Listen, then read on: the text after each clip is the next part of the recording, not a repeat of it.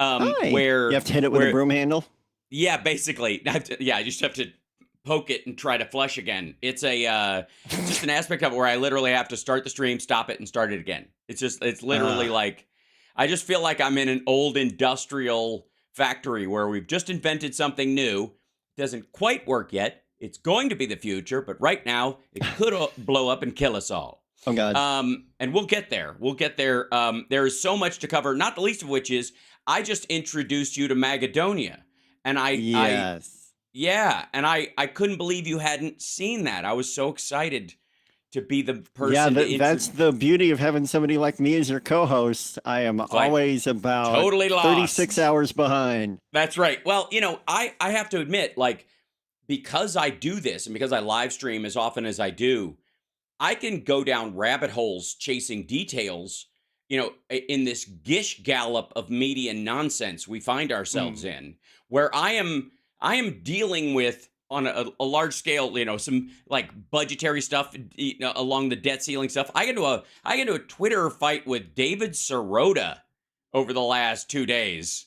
The guy Hey, who congrats. who created the story behind Don't Look Up, which was such a bad allegory for climate change that everybody started saying it's actually a COVID allegory. But that's another story for another time. I enjoyed the Oh, film. yeah. I just Yeah, I didn't liked find it it. fine. Yeah, I just didn't find it helpful. You know what I mean? It's like it was about as useful as the Andromeda strain in terms of it. Like, well, that'd Yeah, be it was scary if not that helpful. happened. It was definitely a reflection. Yes, And just and Wasn't it Meryl Streep as Trump, as a improvising? female Trump, yeah, Yeah, and she had to keep improvising why she had to why she was late for something. I can't remember what it was, but yeah, it was like golden. Everything was dirtier than the last thing she right. improvised. Just yeah. I mean, you had a lot of great performances. Obviously, Adam's a great director, and everybody puts that stuff together very well. However, when you're dealing with heavy topics like that, you can't. It's kind of like it's the same thing when people go after Trump legally. You can't swing and miss. You've got to No. get your stuff in order, or otherwise, if and he got impeached twice. The only reason he wasn't removed from office is because we didn't have the Senate and enough voice, a plurality enough to do it. But he took that as total exoneration. Yeah. Proof that no collusion, that whole thing, right? And when in reality it was nowhere close to that. He was absolutely impeached. It was the trial itself existed in the House, and the Senate just went, nah, we're just not gonna do that anymore.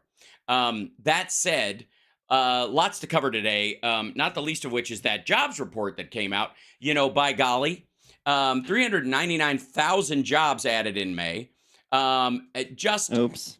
I have to say, and somebody was saying, we're not streaming on Facebook all of a sudden? Oh, we'll fix that. I'll have to I have to throw the switch again. There we go. Yeah, go ahead. Yeah, it's again one of those things. I got to go there, I got to go into the garage and throw the breaker. Hey. It happens. So, U.S. economy adds 339,000 jobs and I quote Axios, labor market stays hot. It's the hotness. Oh, wow. It's the All old right. hotness. It's the hotness that apparently some on Wall Street were tired of when they were still buying the monetary inflation story, which seems to be the carrying idea, which I don't understand because it is not backed up by reality at all. Johnny, do you remember the last 2 decades? Do you remember any details at all about, just say, from 2000 to now? Any moments stand out to you that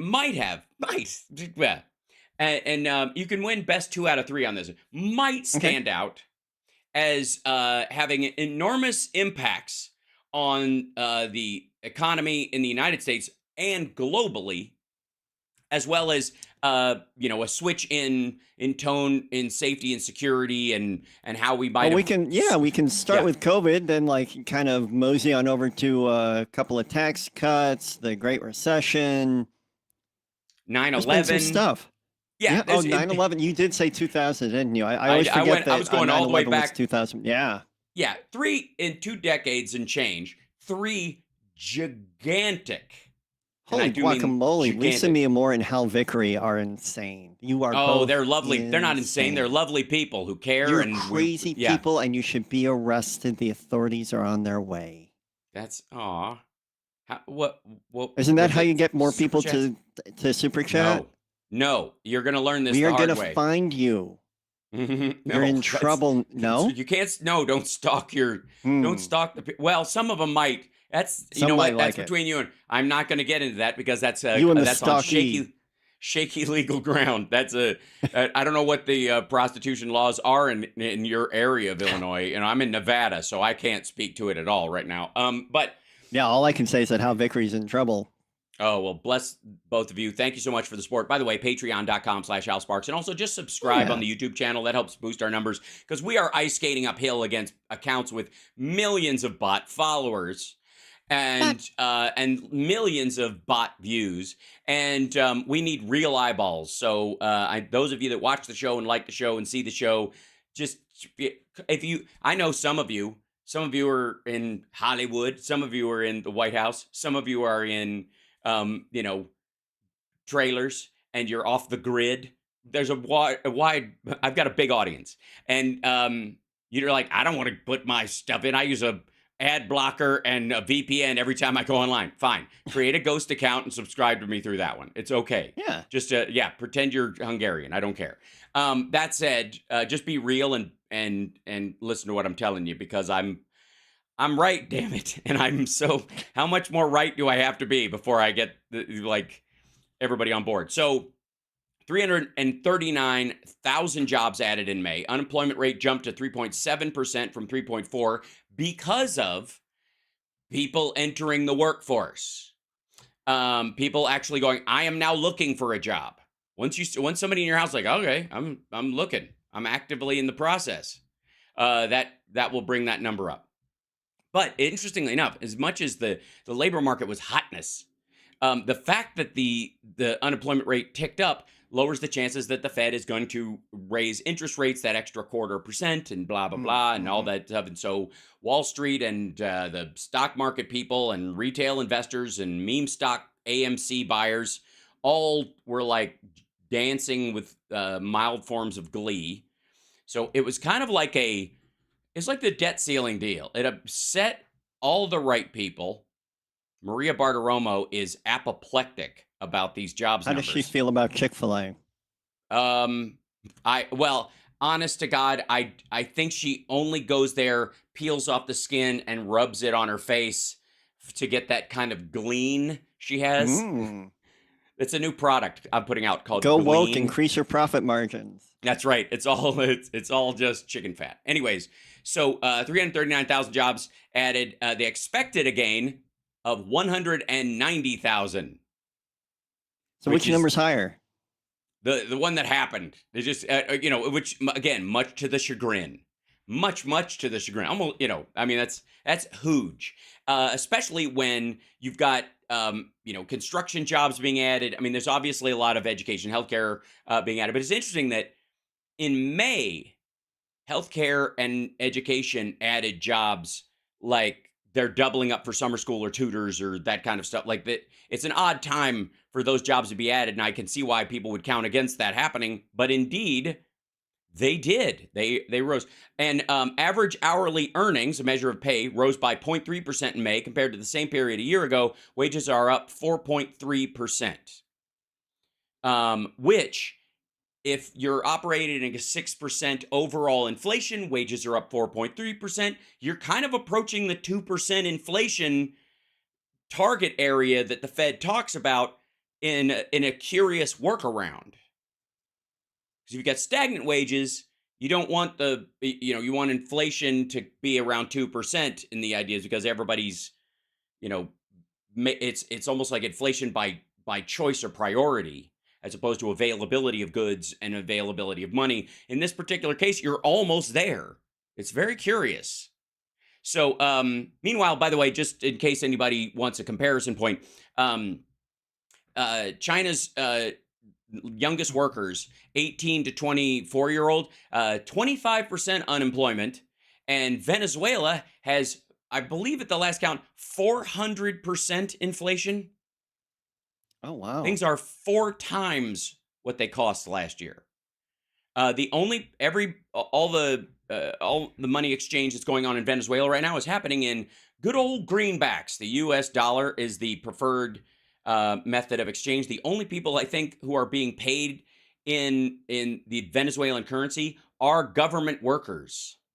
Oh, wow. Everybody else is using U.S. dollars. But What again, about tell me about Trump bucks? yes, I have some Trump gold right here for you. It's very shiny. It's also Please tell not me that's gold. real. You really have No, it? no, I don't have one of these. I wouldn't buy one of those ridiculous things. This is actually a John Wick coin. Don't ask me how I Yay, got it, John Wick. and don't ask me how you're gonna try and earn it. We'll be back right after this. Also, America's quit boom is over. Apparently, the Great Resignation has ended. That's another aspect of this that people aren't talking about, and it's a good sign. It means people are settling into careers and trust that they've got a future. Weird. We'll be Yeah, back right next after thing you know, this. they'll get braces. Right. It's the Hell Spark Radio program, Mega Worldwide on WCPT Radio, Chicago's Progressive Talk, WCPT820.com.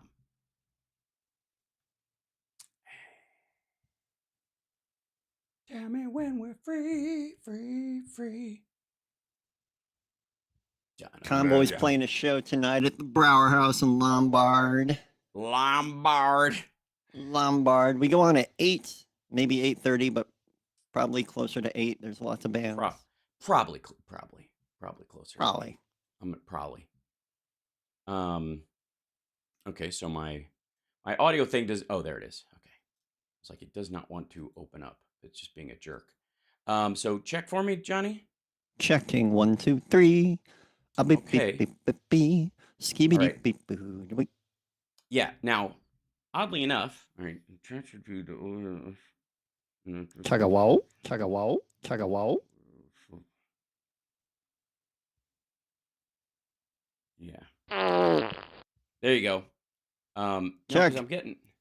Check Yes, again they for me. still serve food there, Connie.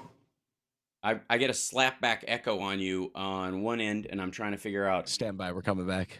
Thank you, but now I can hear Chicago when I do that. So when we're coming in and out of break, I'm going to switch over. It might be a bit of a slapback echo when I fix it, but Okay. be all right. So it's not. Maybe you're not even hearing it. I'm not. Good. Probably just me, or just me and everyone else.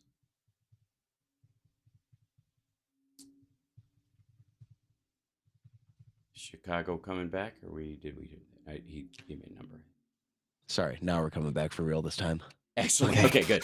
You're locked into the Hal Sparks radio program, Mega Worldwide. There was a phenomenon. Phenomenon. That that dominated one of the conversations about the economics of COVID, which is a thing that happened, economists. Again, that happened. The whole world's economy shut down. Supply chains have been shuffled like crazy. People are trend to try and get away from, slave labor from Xinjiang in China. Yeah. Kind of got an accelerator point because of it. It was a trend that was going to happen, but it might have taken 5-10 years. Now it's happening in 2. That happened. Jumping in to say that Wes just gifted 50 memberships. Oh, Wes, on bless YouTube. you so much. Thank you 50. so much for that.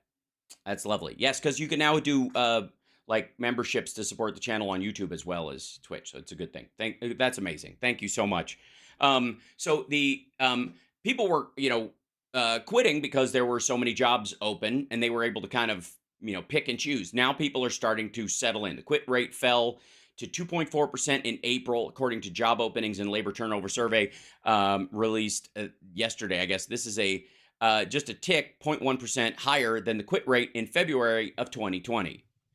And roughly in line with the average quits rate in 2019. This is back to normal because it has taken that long for the impacts of the pandemic to start working themselves out. Because you understand, this is the quit rate. It's just now getting back to that point.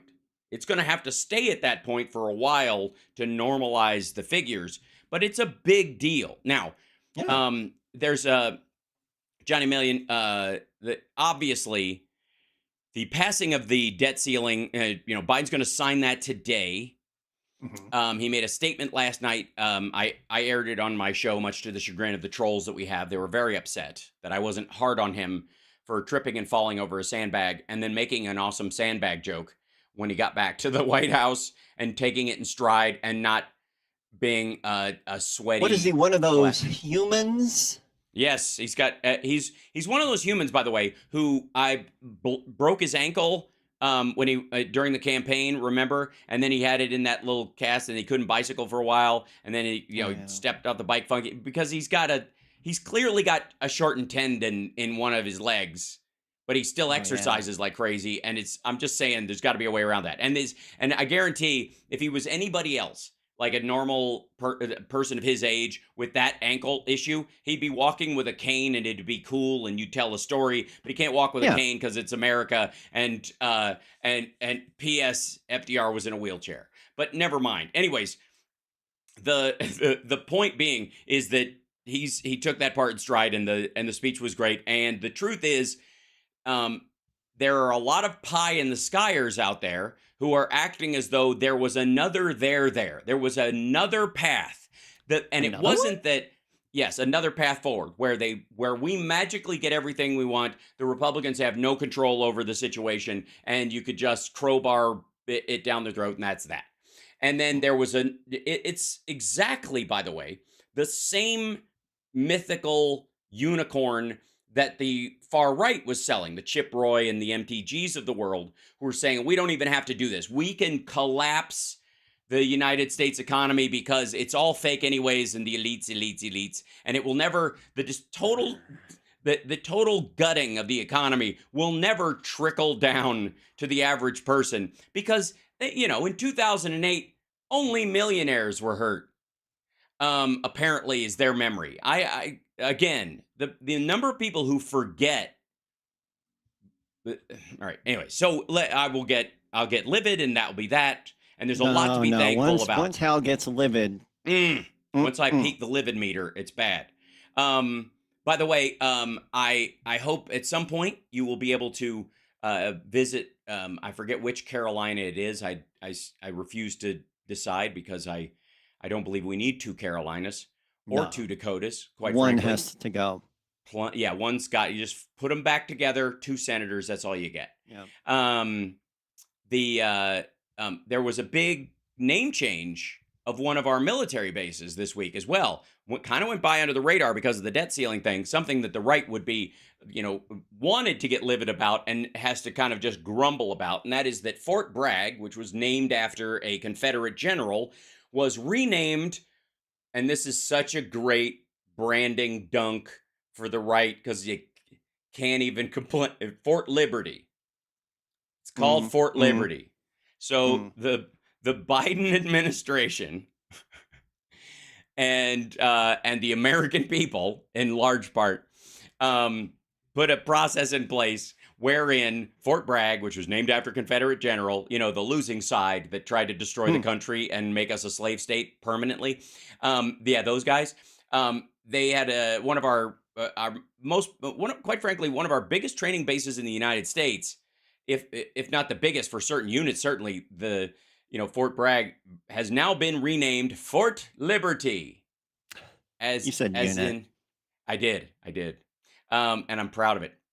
I just love the fact that they get like, why would you name it some commie thing like rats? You know what I mean? Like, it's great. So Fort Liberty. Yeah, they have to hate it. They have to hate it. They have to hate it. So that in and of itself is adorable. And what's crazy is that, like you've said so many times, they co-opted liberty and freedom, right? Even though they stand for the opposite. Well, did you see by any chance the Lincoln Project put out a Take Back the Flag hashtag yesterday? And no, I like that. I have been doing this the entire time. Anybody who watches my show knows this, is that I believe that symbols only have value when you assert their highest worth and stick to it. Other than that, they get co-opted by the most awful people in the world, And one need only look at a sacred Buddhist/Hindu symbol, or even the symbology of Norse mythology that the Nazis co-opted, which has What nothing about to this do one with. that you co-opted, huh? Excuse me, I didn't co-opt it. I created that one, and for the record, Zoltan. Anyways, and the Pirates use it when they're winning, and hopefully they will pick it back up again because they were on a losing streak, and I think they're going to do it. Anyways, that said, the giving away of the OK symbol as a symbol of white supremacy and that kind of stuff. Like once they start doing it, well, I guess the rest of us can't. As if that's what we do. We cede cultural territory to the most awful among us. Are you nuts? No. The minute they're like, this is a symbol of this. Oh, really? I'm just decided it means something else. This means we. I like the OK symbol now means we. Or the W could be for wanker. It could be for anything. It could be anything. It could be West Side, and the O makes a kind of an oid to it. Wow, that's a new West Side. I try. But the point is that in ceding symbols to these folks, they have taken things like patriotism when they mean jingoism. They've taken liberty when they mean religious control, the exact opposite of it, the root of liberalism, liberal thought, which is everyone is entitled to their own unique mistake as long as it doesn't affect anybody else. And that's, somehow we've given it over to them. The Freedom Caucus unironically calls themselves that, and we all shrug it off. And it's nonsense. They're not for freedom. They're for a mix of chaos and control. They want to control women's bodies. They want to control people's sexuality. They warn us of a nanny state, and yet they want a government so small it can fit in your vagina. It's weird. It means it is nothing like liberty. It is the opposite. It's just aggravating. Anyways, so on top of that, and in line with this, there is an article. There were two articles that struck me this morning that I just have to kind of weigh in on. Well, actually, I'm going to that have to do with the broadening field of Democratic primary challengers. Waka waka waka. And how well that's going. P.S. I love you, David Sirota. You are a well-meaning person, but you are absolutely a lunatic about the debt ceiling and about your solutions for the climate situation. Again, we can agree on the problem and understand that what people present, especially when they are being fantastical in their belief systems, are not viable solutions. Yep. Someone's drowning. You don't go, okay, somebody get some wood. We're going to build a cruise ship. All right. You see what I mean? All right. We'll be back right after this. Just take a minute.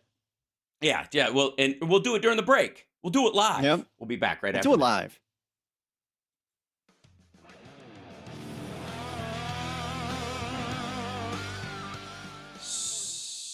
So at some point, at some point, Johnny Million, I need to get you on Notion. I've been using Notion lately, and it's very useful. Notion, the notation thing. Mm-hmm. It's a note-taking app, but I can share parts of it with you, and you can see my show notes for the day, like the articles. Oh, that I'm I was thinking there's referencing. Notion is also a I'm sorry, it's also like a music composition tool. So I was like thinking about notation. something else. No, yeah. No, this is like Evernote or any of those kind of things. Just the one I'm using currently. And thank you for becoming a member. Cool. So just a little preview. Damn right. And then hold on. It puts the Notion in the basket. Thank you, Mozart.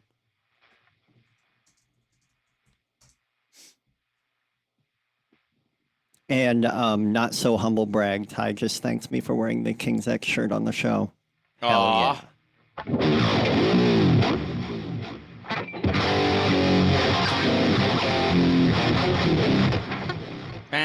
Bano. In many ways, the first Pleiades is the first King's X song. I think I've heard him say that, like when they decided that was the direction they were going after sneak preview. Yeah, and he was trying to he was nervous, I think, to present the style of the song to the band. Mhm. And I love that song. I Oh, I can't love Pleiades. tell you. I was so glad Yeah. that they did a live version on Live in London. Yes. It was funny to hear because everything's down a step lower than when they recorded it. So it's fun to hear Ty be like, Pleiades. Yeah, right. all the road." Mhm. He's got to sing super low. Well, it's not good for him. They need to switch instruments. They've got plenty of instruments. They got people throwing instruments. I think that can't. they're past the bringing a million guitars. I don't think so. I mean, you can bring Thank you. 3. You'll be fine. You'll be fine. I will carry them. I'm just saying. I love these guys. I hear that Ty got a new roadie. Yes, I will roadie for you, Ty, just to save your vocal cords. Just keep, because that Beatles note, those Beatles style notes are lined up in your throat like an arrow, and they come right out your philtrum or whatever right here, the little divot in your lip that everybody has. That's where you shoot for. Who can? Can you not hear restrain Chicago? I don't Pleiades? think you Nope, can hear I can't. Chicago again. Nope. Are we back? There we are. We're almost Coming back. With Hell Sparks That's radio Sparks. program, Mega Worldwide. I got it. Johnny Million, bring us in.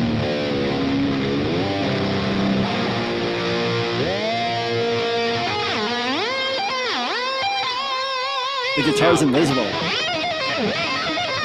This is live, ladies and gentlemen. Never had one lesson. That's a good question, Johnny Million. Did you take guitar lessons per se? Well, I did go to music school and I took guitar lessons to figure out what I was doing. Sure. I knew how to play songs and make chords and do all that stuff. And then I kind of backed into the knowledge of the music. Gotcha. Well, because I had guitar lessons for 3 weeks at one point, and I learned a couple of things that I was already doing, and one thing that I was doing wrong, and that was very helpful. I think the majority of it was what I was doing wrong. Know what you're doing wrong, kid? Starting this instrument in the first place. Just Right. heartbreak. Heartbreak until magic. Okay, so Magic. So we're gonna start. We're gonna do these stories in inverted order, because of my own personal history. So the Guardian is reporting today that Robert F. Kennedy Jr. says he has conversations with dead people. Now, Robert F. what? Kennedy is of the people running for office, against Biden on the Democratic side. He has something like 18%. In Rasmussen style polls, where they're just finding Republicans to spoil it, and to his benefit, he says this is a way of his form of meditation is sort of to talk to. Because in an interview with Free Press, Kennedy was asked how he thought his father and uncle would tackle challenges facing America today. He said, "I do meditations every day. That's kind of the nature of my meditations. I have a lot of conversations with dead people." He said that in the interview. And then in a follow-up text, Kennedy clarified, "They are one-way prayers for strength and wisdom. I get no strategic advice from the dead." I'm so glad that he clarified that. Isn't it sad that he had to? It's sad that you should you can be the son of Robert F. Kennedy and not be aware of the politics of life, where you can't just say, "I have lots of conversations with dead people" in an interview when you're running for president, and think that that's not just going to hang out there in Cuckooville. And then, oddly enough, I have to say, he texted the text, "They are one-way prayers for strength and wisdom." Then you're praying to your ancestors. Okay, so believe me, right. at this point, RFK Jr., the right, especially the Q people, have written you off as a Satanist. You are. This is you're like the old Chinese culture where they pray to their ancestors for guidance, which these people consider anything that isn't Jesus-y to be Satanism. So you're stuck. I'm sorry, but they've just now shoveled that peat moss over top of your head. Then the other thing is, I get no strategic advice from the dead. Like they do give him cooking tips, but nothing that he would use in battle. Nothing. That Yeah, is nothing such a, about politics or policy. I get. Oh no, he didn't say that. Just not strategic advice. Like they're not helping him with the campaign, and I think that's rude. They do offer honestly. driving tips, though. They do, absolutely. Yeah, The- just the stay worst- off bridges. You know what the worst thing is when your guardian angel starts going recalculating. It sucks. Ooh, It's terrible. please when you turn make, around when it's safe. You're making choices. Yeah. When possible, make a moral U-turn. Anyways, speaking.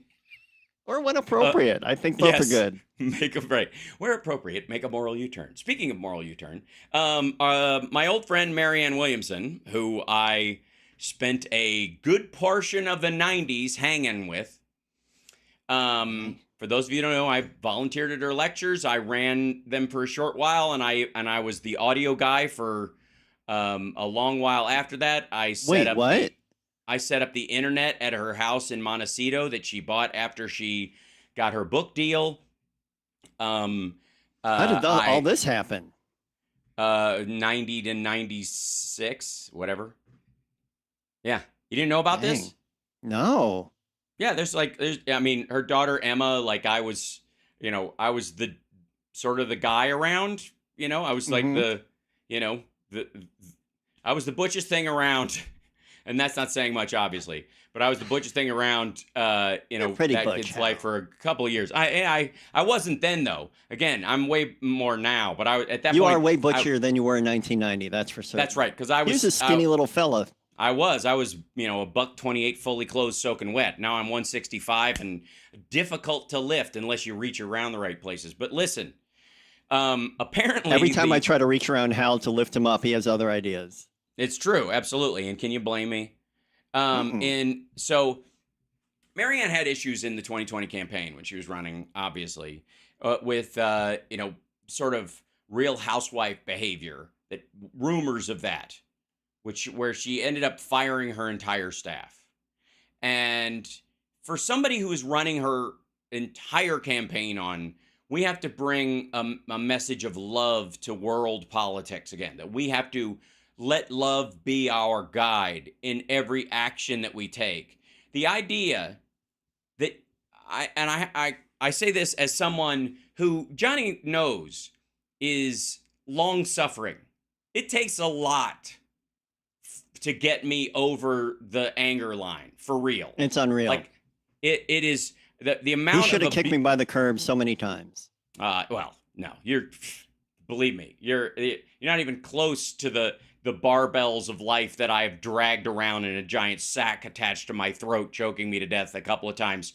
And even then, I'm like, getting angry about this will not help. Yeah. So that's it, okay? If it won't move the ball down the field or help the people involved, I'm never one to get angry just to make my own self, feel like relieved or something. It doesn't work as a valve for me. It never has. And it's partly how I was raised, I'm sure. But it also is one of these things where, in terms of leadership, in terms of, group stuff, you have to have, the skills to be able to deal with levels of problems that exist in your life. The idea that you would lose your crap and yell at staff during a campaign. Oh, and then want to be where you're going with this. Near the button. This happened to her right out of the gate. Yeah, this was not, I'm running for like Trump re-election where he's going, come on, guys, find me 17,000 votes. I'm losing here. We're so close. Right. We're not talking about that. We're talking about a long shot campaign, which you should have a level of good humor about. That's the other thing. Boy, you could add... Oh, yeah, there's definitely a shoulder shrug that needs to be involved in every idea. It's like, well, probably couldn't hurt. Yeah, and you go, look, I know we're a long shot, but I think these ideas need to be floated. And eventually you may come around to wanting to vote for me. This could be, by the way, I'm giving away my whole campaign in the future. Oh, God. But this would be my absolute take on this. Is that I'm only here, I'm running, I would run for president as somebody who's running for president myself. But I would also go, I believe in my ideas, my ethics, and my style of leadership or my, the direction I think the country should go so much that even if I lose, if I can get these ideas out and they get into the zeitgeist and you guys start thinking in those terms, that in and of itself, it's not like I'll be a presidential backseat driver, but I'll be in the trunk and you're sneaking me into a drive-in movie. I'll be there, and I am totally already fit in the trunk, though. I can totally fit in the trunk. It's true. I'm very bendy. So you're both buff and wee. I'm buff. That's true. I'm petit. I'm dense et petite. I'm thick and little, but that's with the cartoon I'm working on. Anyways, the sky is falling, thick and little. Look. We'll get to this eventually.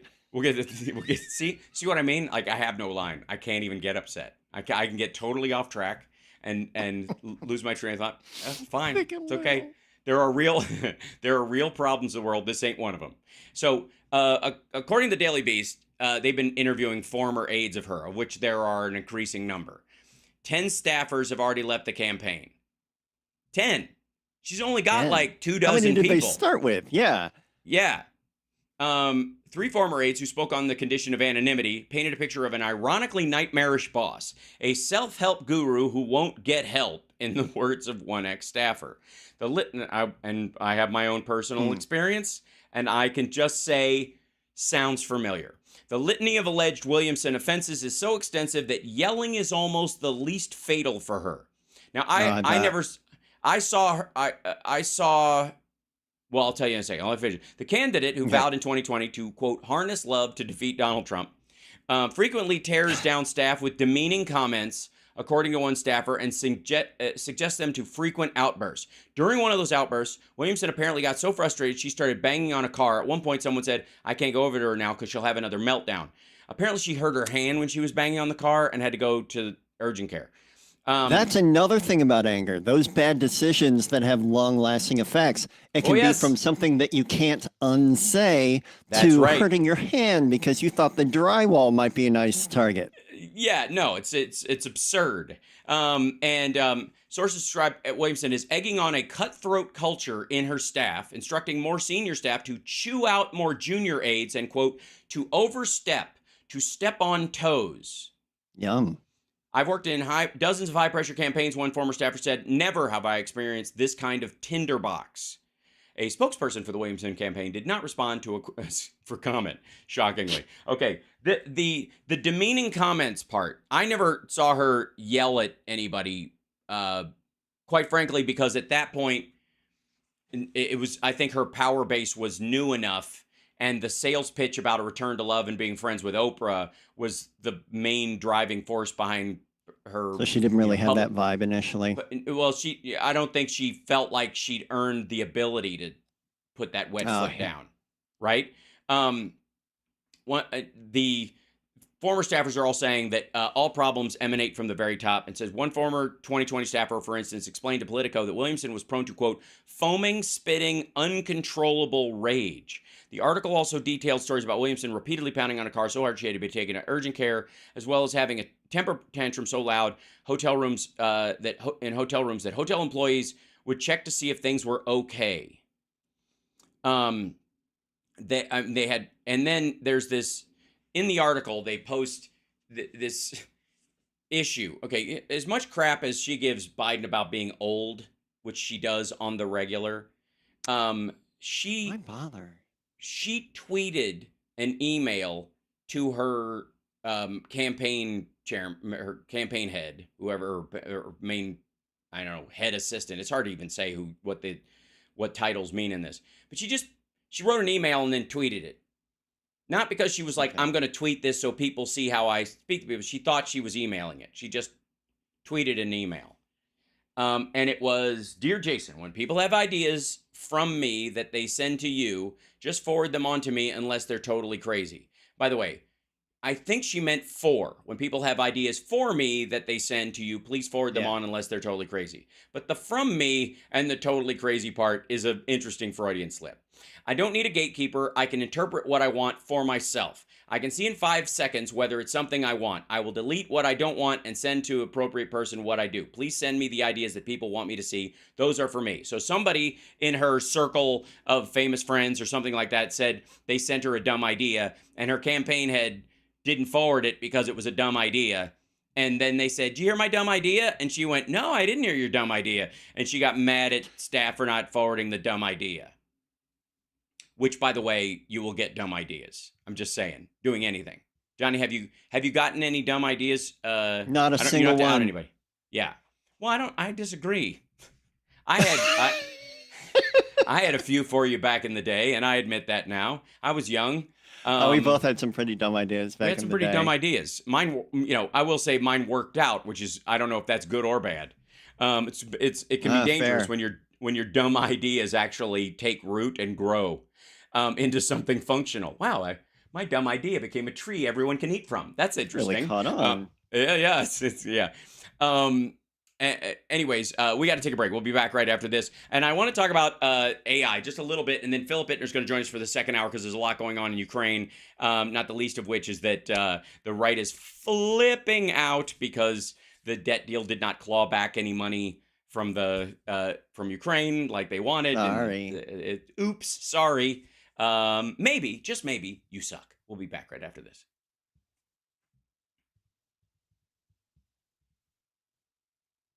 I don't hear. Hey, I turn off the Chicago thing. Coming up. Let me know when we're clear, and when the music starts playing, so I don't have to. You're out. Chicago. Okay, thanks. I don't know why. Like sometimes. Yeah. Okay, and one of the things I wanted to see was, here it is. So, look at you lurching over into the shot like a jerk. Hey. Guest one. There you go. Option. There you go. And then I got to take off that thing. And then I got to put on that thing. And then when he comes in, I'll show you in a minute. But this is there you go. This is the email that she sent on Twitter. It got 260 at 4:30 in the morning. Okay, good. All right, thank you. Love you. Our neighbor just walks in sometimes. We're coming back soon. Excellent. You can. I don't know if you can see this. Hold on. Okay, the bumper's on. Excellent. The bumper is on. It's the laundress. Larga Darga. Larga Darga. And thing like this. Talk show. Larga Darga. Okay. And then progressive and all again. It's gonna be crickets. The Hal Sparks radio program, Megaworldwide. Yeah, it's gonna be good. It's gonna be good because here he is. I agree. I insist. So, I think the mythology of a Democratic primary challenge this time around is particularly ridiculous. Considering, by the way, that the ever-growing field on the Republican side, and while Trump is, far and away the leader in this, if there's ever a point where people can jump ship, they're going to spread themselves so thin and so angrily amongst the rest of the field that it won't matter. And then everybody else, it's going to be basically 50-50, and everybody else, except for whoever's going to be his VP, is not going to join their crowd in with his this time around, because he's going to spend so much time burning them that nobody wants to be Ted Cruz 2.0. There are a couple of stories that I tack on to the sort of the tail end of, like, in the absurdity of American politics. Sometimes we lose sight of just how ginormous the stories going on in the rest of the world can be. And one of them is the illusion of China and AI and technology and China eat our lunch. And I've talked many times, I've spoken with you guys on my live stream and on this show many times about the illusion of China's economy, China's population, their worth on the world stage as far as production goes. And they were on their way. They really were, pretty much until Xi Jinping took over. And then he just knifed those tires and poured sugar in the tank and salted the engine.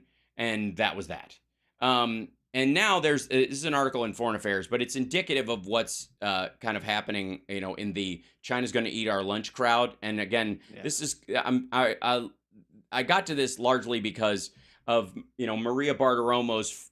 She only has two things she freaks out about: how well the economy is doing under Biden, and dear God, what happens if he's able to grow the middle class, which is what he's in the process of doing. That's what you're seeing, folks. That's what this looks like. This is how a middle class recovers. It doesn't happen overnight. It couldn't possibly happen overnight. Anybody who sells you that it could is full of beer. And both sides of the extremes, specifically Donald Trump, like I could turn this around in 3 months and 6 months. If you lurch the economy in those kind of time frames, the overcompensation itself can be detrimental in the long form. Because you cannot just jerk the wheel on a cruise ship. It doesn't work that way. And if you try, it capsizes. That's what everybody knows. That it's the same thing. The anti-incrementalists and the neo-revolutionaries who would never survive a revolution themselves, but are always calling for it. These are the same folks who use fight language constantly in talking about politics in the United States. When I don't need a fighter. I need a legislator. I need somebody who knows what the programs do and how they can best serve the people, and the politics being the art of the possible is a truth whether you like it or not. One of the things about it is that China's, we've got AI, and if we one of the things that we do, if we regulate and pause our AI or do anything to make sure there are any safety regulations on it, the Chinese are just going to zip ahead of us. They're going to use the gravitational field of the Earth to whipsaw them into Mars orbit. And that, ladies and gentlemen, is crap. It's nonsense. It's just absurd for a couple of reasons. One is their AI is built on ours. All of the AI that you can use in China right now, regardless of what they call it, is a translation bot attached to a limited version of ChatGPT that has been internally, like you can create a version of ChatGPT that goes, okay, you just instruct it. You go, you are you're a music teacher and you are an expert in Dorian scales, and that's what you talk and you set that up, and then ChatGPT will go, okay, I understand, and then you start asking it questions as an expert on that one particular issue. Okay, and that's the way it works is because it's the large language models are pattern seeking. They recognize the regular pattern or something, and if they're too broad, they can throw in a lot of garbage. So it really helps if you use ChatGPT at all, there's a lot of artistry in the prompt. The art of the prompt is a big thing right now, and part of that is just narrowing the scope. You tell it, look, only think about it in terms of this. You're an expert in this one area. I want to know about this. Don't worry about everything else. Don't try to create an overgeneralized idea. And it will stick to that because because it's not it's not a living thing. It's a pattern recognition machine.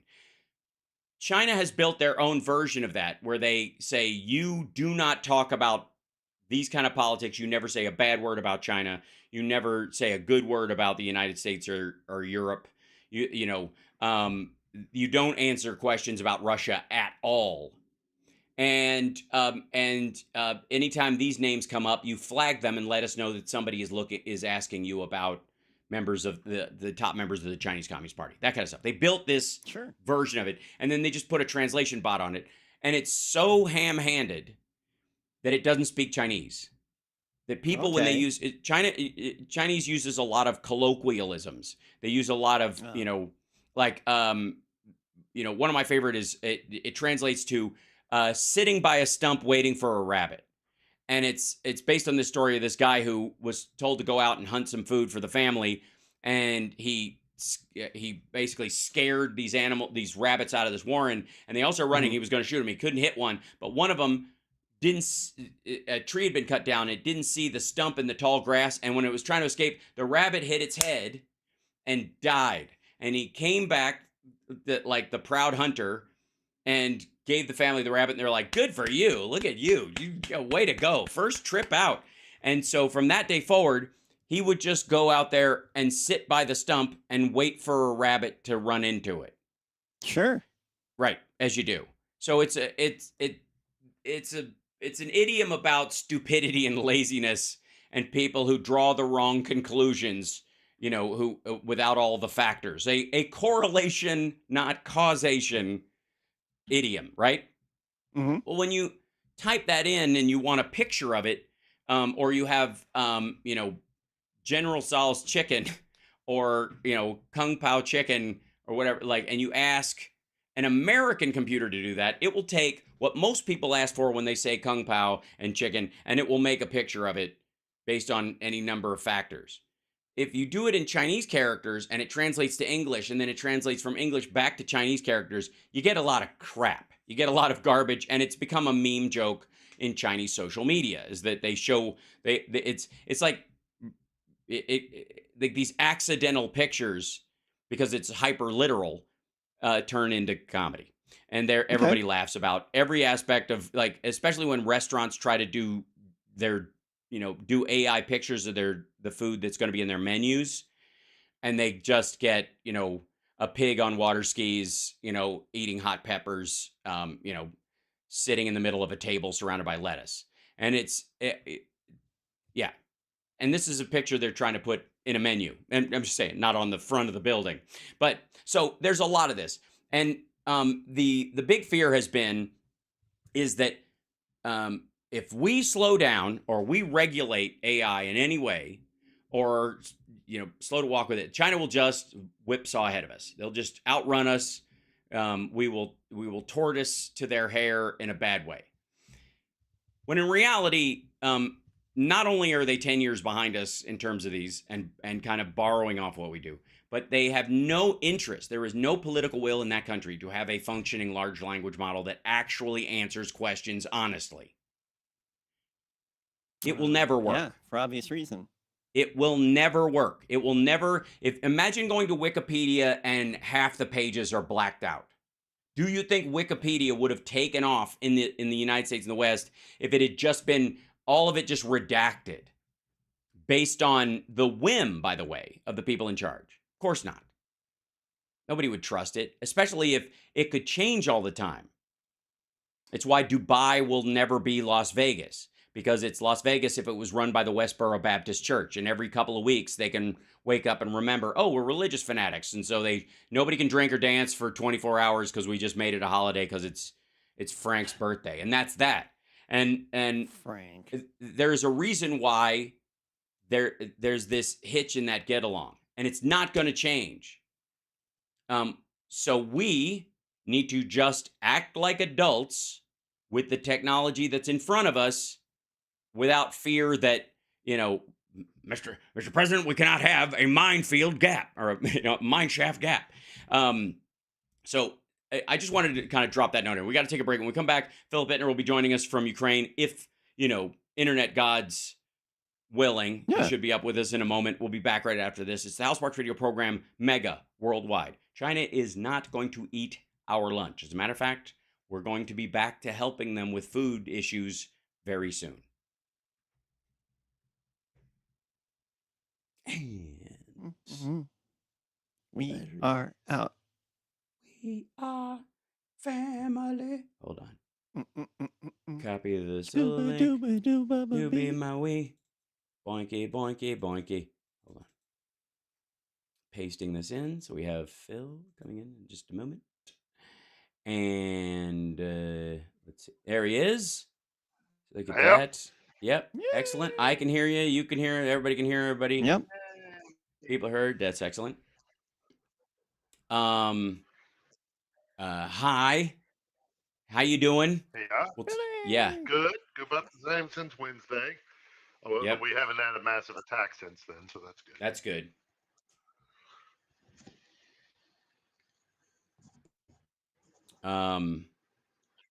We're going to be talking Run, Surrender, or Die,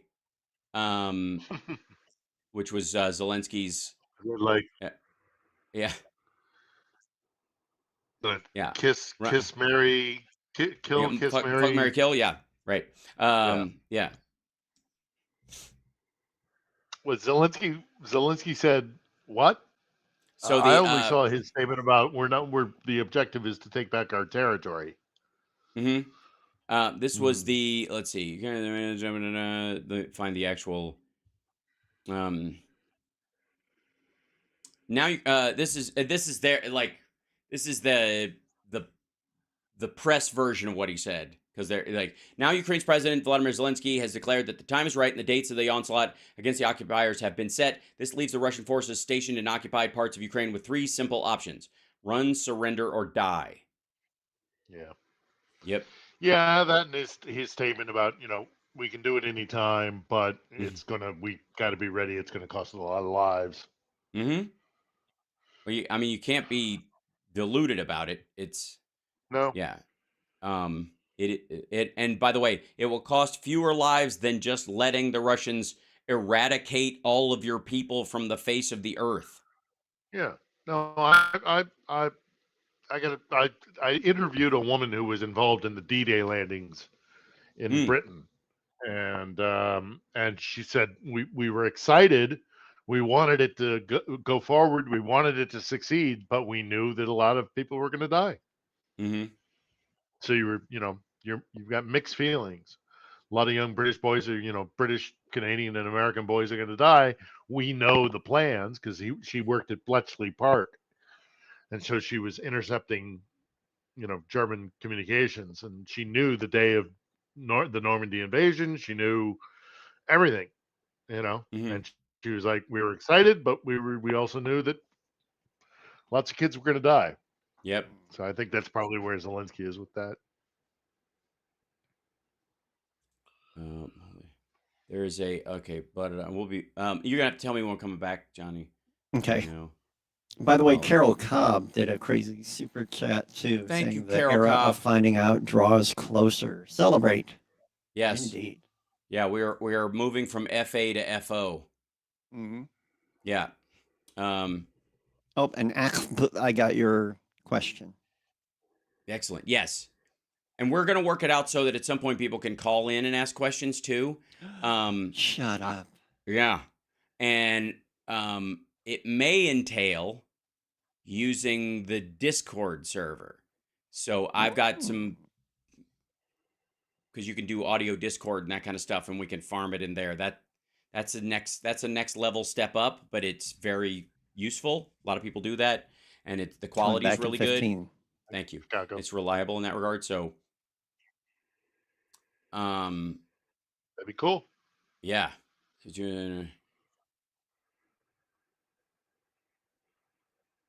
Yeah. Prigozhin said 99% of the Wagner guys are out of Bakhmut. You're listening to the House Sparks radio program. Megaworldwide.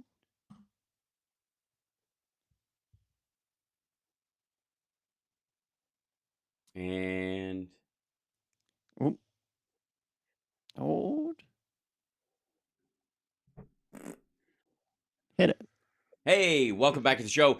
Joining us from Ukraine, our dear friend Philip Ittner, who is in Kiev, and they were getting hit all week because of, I think it was the Kiev Post, or maybe it was even the Wall Street Journal, was saying that that the attacks on Kiev from Russia are more about Putin's mental state than actual strategy,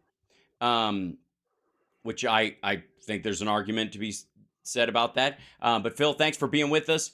How goes it? Catch us up on the last couple of days. You were with me on Wednesday, but yeah. For those who weren't with us on Wednesday, about a few hours after we spoke this time last week, about 4 or 5 hours after we spoke, overnight into Sunday, we began getting a massive assault by drones and cruise missiles and all sorts of things. And for about 5 days, that continued more or less nonstop in the evening. Every single evening, we were getting hit heavily. On Monday, we were hit by some cruise missiles, but in the middle of the day, which was very odd. But it also we also got to see the Patriot missile system that has Right. arrived here in the capital at work, defending against cruise missiles, and that was pretty impressive. So the Russians keep saying that they're targeting the Patriots or that they've found and destroyed Patriots, but that's not true. It's simply not Right. true. I've seen them in action several times in the last week, Right. and they're incredibly effective. And so we feel, pretty defended here in Kiev. Good. And then Johnny Million is going to be looking at questions from our chat room so we can have some of those for you. Obviously, the things that stood out to me is that since we last spoke, a couple of big names in all this have actually said some things that are pretty pivotal. One is that Prigozhin said that 99% of the Wagner forces are out of Bakhmut, what's left of it, and that he's handed it over to the Russian military, which, by the way, since they have done that, the Ukrainians have taken back like half the territory they had gained, if Russia could even lay claim to having Bakhmut entirely at all, which is questionable anyways. They just bugged out. They just pretended to win and bugged out, seems to be the conversation. The other thing is that Lukashenko in Belarus said that the Ukrainian question, which I have to say, when you add that kind of thing to the question about a people, always brings up some horrible memories of how people have discussed other human beings like that. But the Ukrainian question should have been handled in 2014, 2015. That's what he said. They should have just kept at it, and not recognizing that had they not stopped, they would not have. The Obama administration would not have just been okay with it. It was partly that they went in and stopped and froze for a while that allowed that to happen.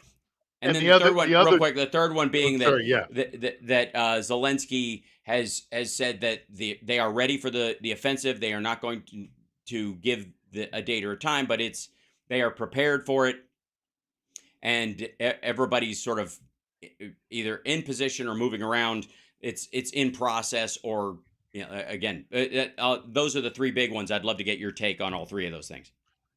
Well, the one about Lukashenko talking about this should have been resolved in 2014, 2015, right, is because Ukraine didn't have an army in 2014. I was here during Maidan, and because of the puppet governments that had been set up with a couple of intermittent administrations that weren't, but there was still a power structure in Kiev that was manipulated and managed by Moscow, and they kneecapped the Ukrainian military for years, years and years and years. It was corruption, and it was just mismanagements of funds, and shorting the military budget. All sorts of things were happening. And in 2014, if the Russians had really decided to do a full-scale invasion, they would have gotten far deeper into, and also Zelensky wasn't in charge. There was a very unstable government in Kiev because they just gotten rid of the last puppet government, and because of the Maidan. Right. So Lukashenko is in essence saying, we had them on their knees. We should have done it back then. We gave them a chance to grow into a functioning government and a functioning military, and now look, we have an actual fight on our hands. Not, and of course he's going to say that, but also in addition to that, it's another instance of the other side, which is basically just Lukashenko and Putin seriously underestimating the Ukrainian people. Even had they done a mass invasion in 2014 like they did last year. So if this had happened in 14, they would have had an insurgency on their hands. They would have had, pockets of resistance, and it's just another instance of them not understanding that the Ukrainians are done being a colony, and they're never going back from that. So that's Lukashenko being an idiot. Zelensky's statements he's come out with a couple of statements recently. Not least of which we're ready to go with the counteroffensive, but we need to understand that a lot of people are going to die, and so we're trying to minimize that as best we possibly can. Right. Is an admission that this is going to be bloody, and it's not going to be some just victorious march to the sea, and it's not going to be easy, and people are going to die. And that's it. It's about as good as you can expect from a leader to say that. It's like, we have to accept the reality of this. I think most Ukrainians do. Mm-hmm. There's also the statement he came out with saying that, so there's been a lot of talk about the incursions into Russia and the attacks in Russia being part of what is this counteroffensive, that maybe this is how it's going to look, is that taking the fight to the enemy internally within Russia. He came out with a statement today saying, no, the objective of the counteroffensive is to retake our land.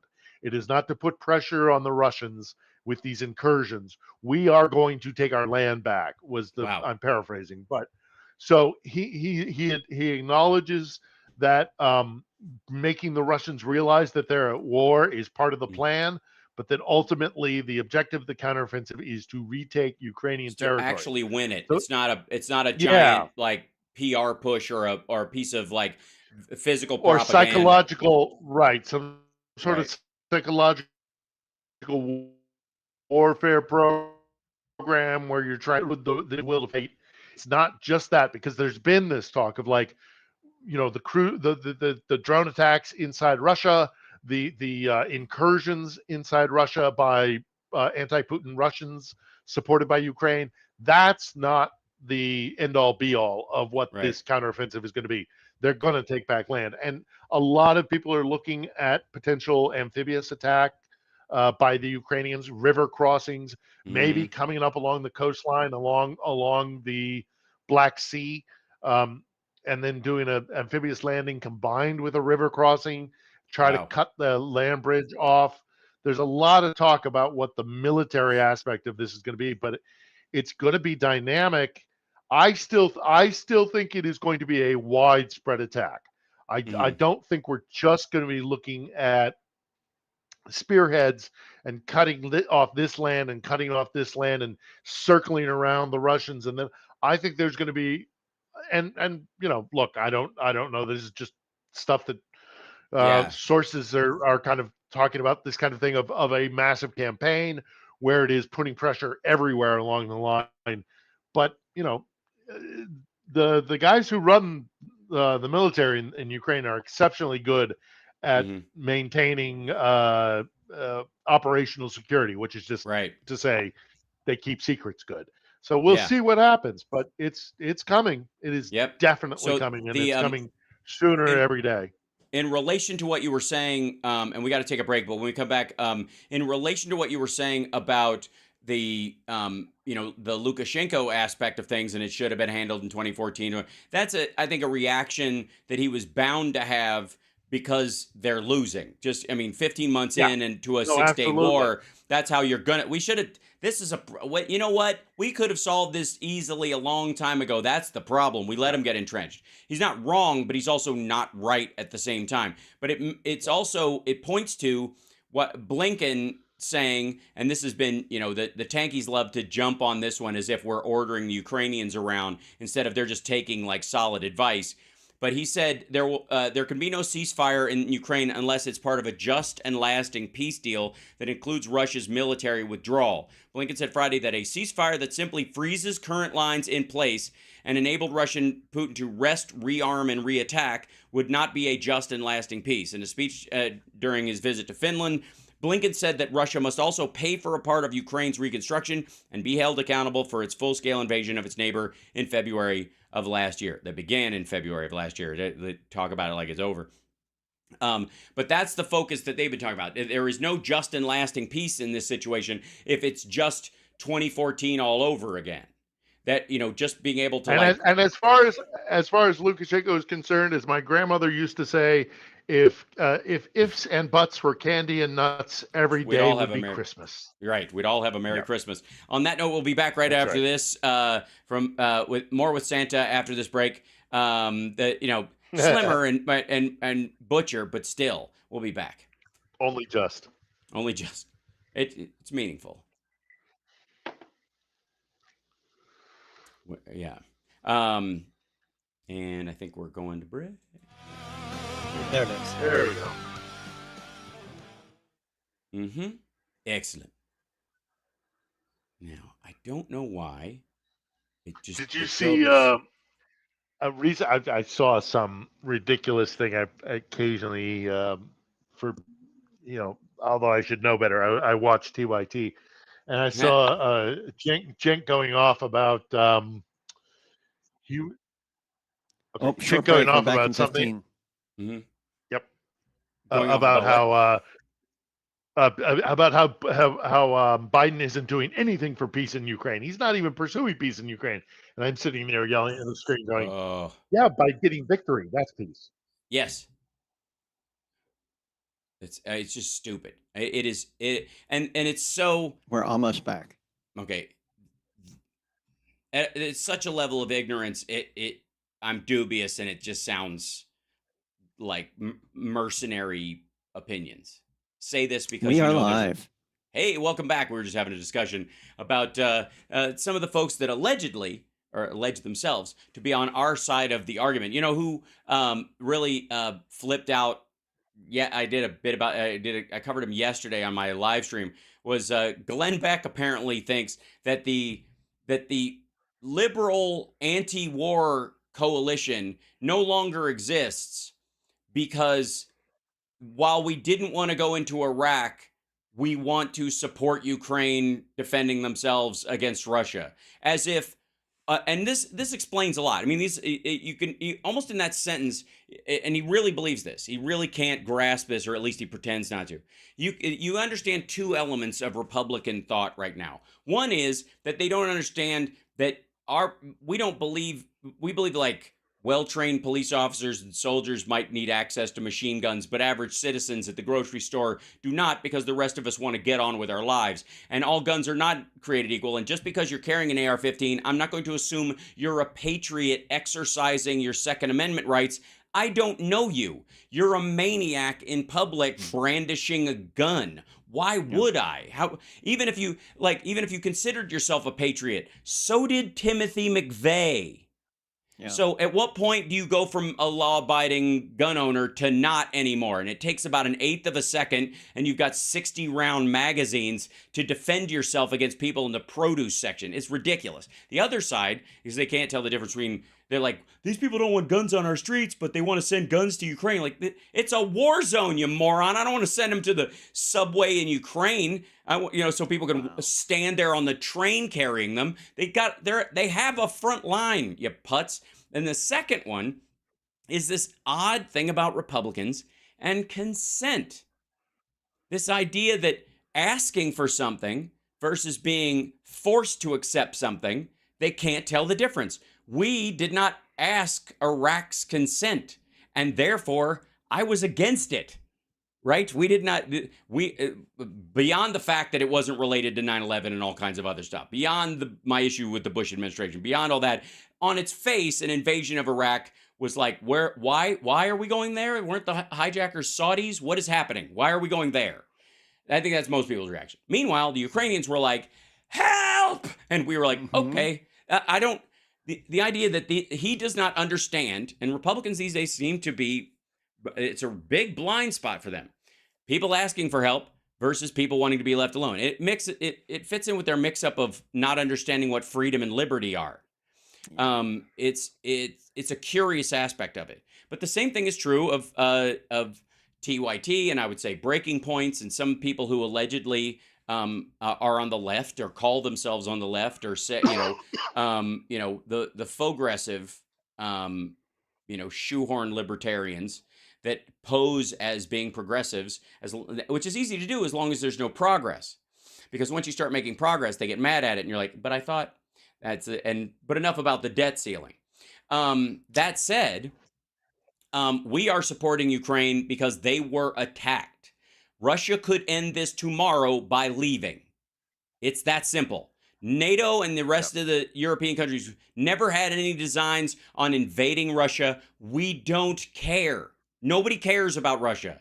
Really. Look at how we're handling China and the fact that we do need some element of production from there just out of habit, just because the factories are still there. None of that is true of Russia. Germany might have needed oil and gas from them at one point. It's not true anymore. And even then, not enough to invade it like Afghanistan or something. It's silly. Yeah, the argument that I find most distressing, that I am starting to kind of hear gain some traction, is this idea of we're not doing anything to secure a peace. We're not talking. Look, the Chinese have come forward with their peace plan. But nobody in the West is going to the conflict and seeking peace. Well, that's not, strictly speaking, only true if you think that the only way to obtain peace is through peace talks. The Ukrainians are of the mind that we can start to do peace talks after we get our land back, which was just stolen from us, and which, by the way, will only encourage further wars down the line. And that the best way through peace, as loathsome as it is victory on the battleground, is winning the peace through military success and victory. And as loathsome as that is better than the alternative of going into negotiations with a partner that is disingenuous and who only seeks to benefit from an illegal seizure of land through violent means. In other words, they want success through war. And what the Ukrainians are saying is, that's unacceptable to us. We will not seek peace until our land is restored to us. And I think that's entirely reasonable, not only because it's anathema to the, if you benefit an aggressor, he will only seek more aggression and more seizure. Right. So they are seeking peace through victory. I have to say, before the information about Bucha, I had this analogy in my head and it seemed very clear. But after Bucha, it was easier for me to say because there's a direct analogy to the behavior of the Russian troops and the Russian military inside Ukraine, which is that what that argument is about. And I think, Cenk Uygur made it on TYT, and I've heard other people make it as well, that it's Ukraine's responsibility to just cede this land and just to stop the war, which is the equivalent of, in tribal times, 2,000 years ago, saying, to your daughter, well, it's not technically rape if you marry him. So to save the family's honor, we're going to marry you off to your attacker for the honor of the family. That's what this is. That's what that argument is. The argument is Ukraine needs to take this, and Georgia and Chechnya, and then later on Latvia, Lithuania, and the rest of them, if they decide that they're going to test the Article 5 limits, or if somebody's like Trump is able to get in, or Trump light, and break up NATO in 10 years, and another strongman's in Russia, they can start weighing against it. We don't need NATO anymore, and they do referendums, and then pow, they go in after their old territories because it's a 30, 40, 50 year plan. So it's an absurdity, though. The idea that the impetus should be on Ukraine.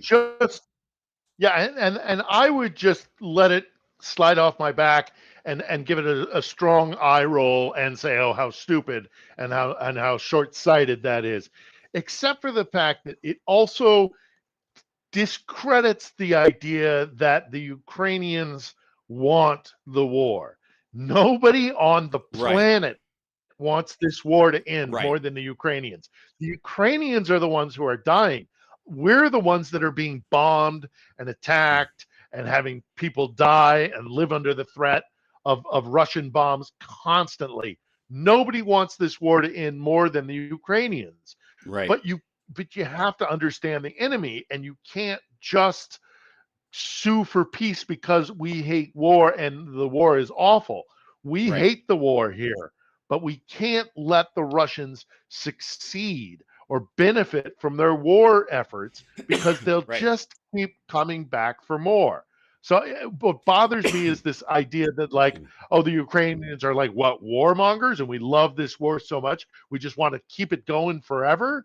No, we more than anybody want this to end, but Right. you know you can't let the Russians succeed or benefit, or they'll just keep coming back for more. And Well, it's so short-sighted. It irritates well, me. yes, and it goes in line with a lot of the assumptions about like the what the Chinese and the Wagner Group are doing in Africa, for example. That somehow, if the United States isn't in Africa or France isn't in Africa working with these countries, or the UN for that matter, then everything is fine. And we're the bad guys. We're the ones that start all this stuff. And if we're, as long as we're gone, whatever happens there will be, really what the people want, and not people under the thumb of any imperialist moves by any other force on the planet, of which China and Russia are claiming imperialism as a methodology, while the rest of us are embarrassed by previous adventurism and imperialism, and have no desire to continue it. And also recognize that imperialism doesn't function. We've learned that lesson. It doesn't work for either party.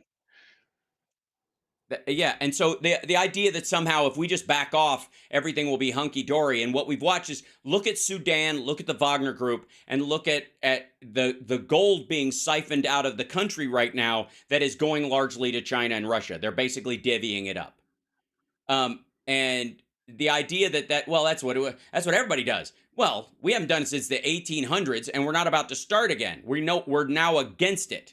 That's the good part. That's what you do. That's what progress is about. And if you really believe in progress, you're like, that thing we don't do anymore? Good. Well, nobody else should do it either. You can't applaud it in others while decrying it in yourself, and or your family members, or make money off of it, essentially, decrying it while letting its actual activity. There are more slaves now on the planet than there ever have been in the history of the world. Now, part of that is about population, but part of it is also about the removal of this kind of NIMBY by Western countries, some Western countries, by removing ourselves from those ideas of going, the world is not our backyard. We're not to be the policeman of the world. We talk about it in those terms, and then what we end up doing is going, well, we'd love to come in and help, but we'll be perceived by our own people as part of the problem, and politically that's untenable. So sorry, you just got to die or be enslaved or get your hands cut off because you swallowed a diamond chip to try and sneak some money for your family to escape. Like I like that part of it. Just I find very tiresome, especially that argument. We got to take a break. When we come back, we're going to take your questions from the chat room at infotainmentwars.com or fwank.com, FWANQ.com. That will take you to the Twitch channel, twitch.tv/AlSparks. There's also a Twitch channel for Johnny Million. It's twitch.tv/It's Johnny Million. We'll be back right after this. It's.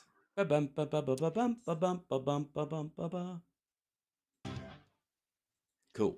We're out. All right. Yeah, that is one of the things that does get my gander up a bit. Is that? Yeah, I mean, I say our government. I should have articulate more. I mean, like our governments have learned that actual imperialism doesn't function for either side of the equation.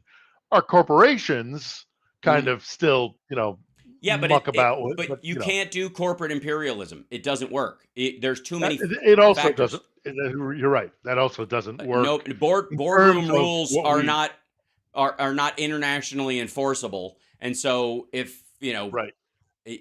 Like nobody's going to come to your rescue if you send in a death squad to secure water rights in the criminal courts. They're going to come to the side of the people who were wiped out for corporate gains without permission of the government or the permission of the electorate or the people. It's just the reality that they deal with. It's different than nation states that have armies. These guys can have these merc groups and shit like that. But ultimately, yeah, it doesn't work out though.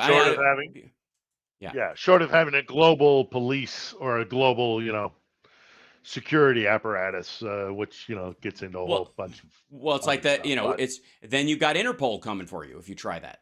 That's the thing. Yeah, there is already a legal mechanism out there that protects against that kind of crap.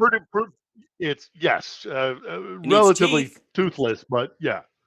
Right. I would say that the pollution aspects are where they get away with it, especially ocean dumping, because and that's another conversation for another time. That's an international agreement, unfortunately, because what they do is they go into international waters, and we can't get other countries to sign on to any higher than a certain point because, where the ships dock out of and where they're technically from, they control a lot of that, the shipping industry.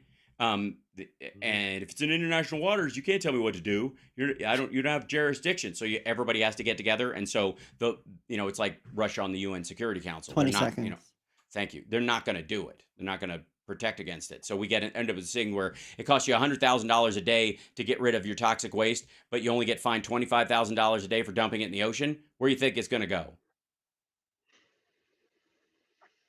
I mean, that's it. It should be $25,000 more than whatever it would cost you to get rid of it safely. That should be the fine.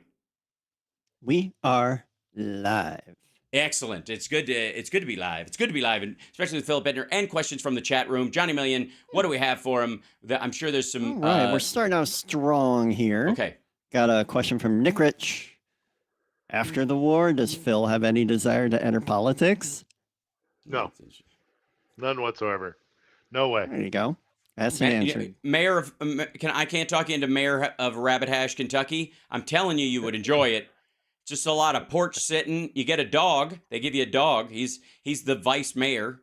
What about something in Ronald McDonald land? He can be Mayor McCheese.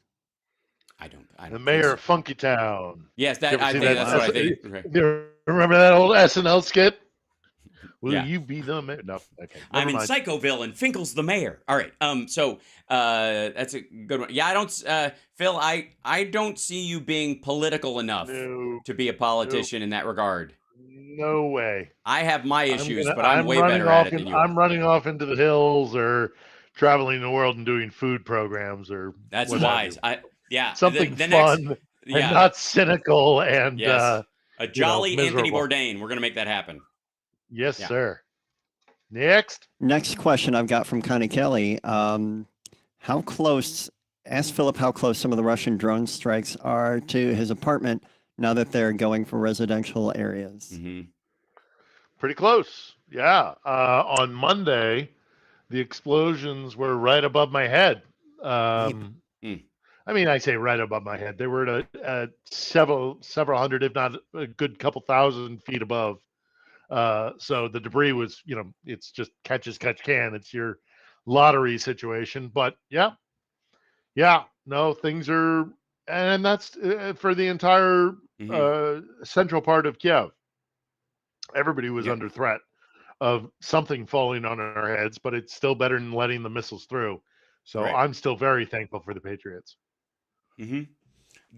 By the way, somebody pointed out in the chat room, it whizzed by. The U.S. never increases the U.S. territory through military action. That's one of the things in the imperialism argument that always gets left behind. We don't own Japan now. We don't own Germany now. We didn't take over parts of Poland and keep it. And the military bases everybody talks about. America has all these military bases. Yeah, they're naval bases, and they guard shipping lanes.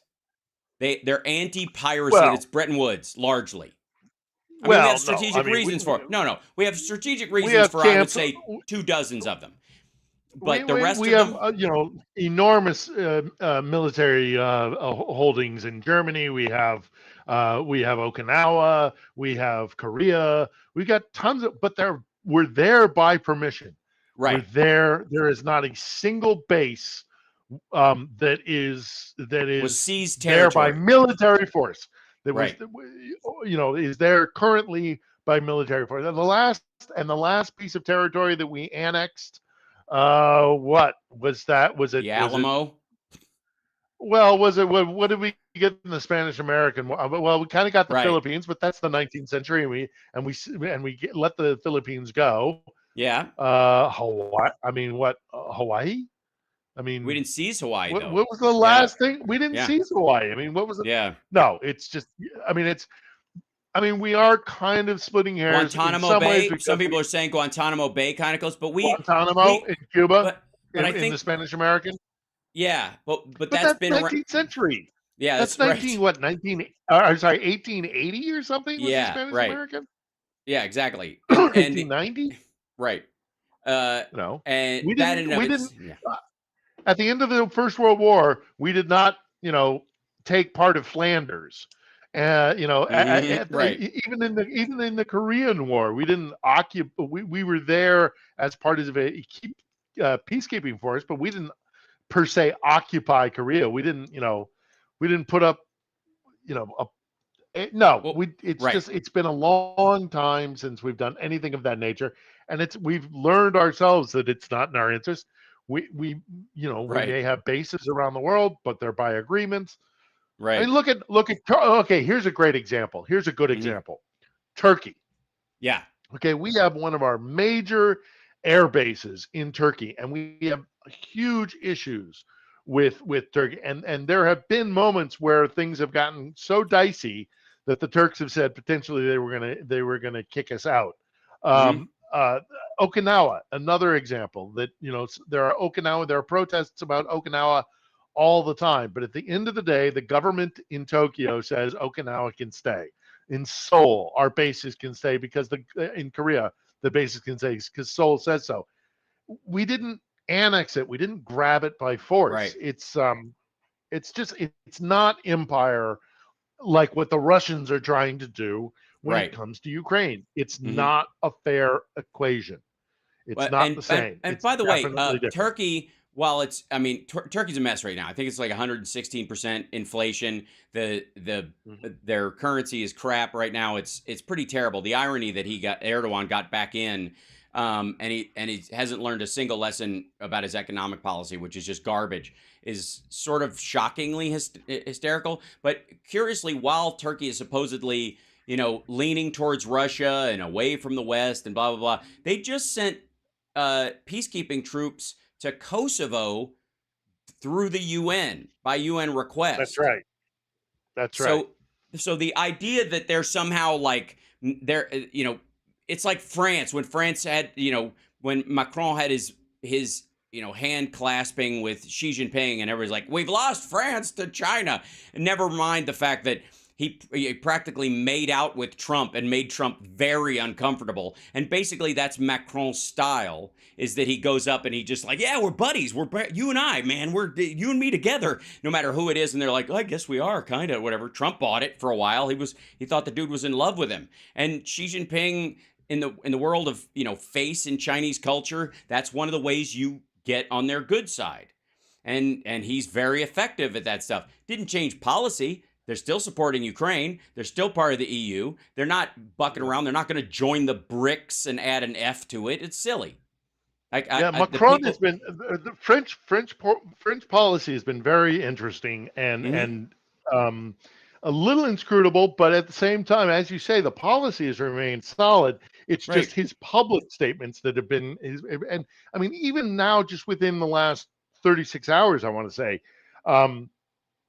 He came out and he said to the Central and Eastern European countries, I think this was within the last 24 hours, he openly said, Macron, we should have listened to you more. We were wrong.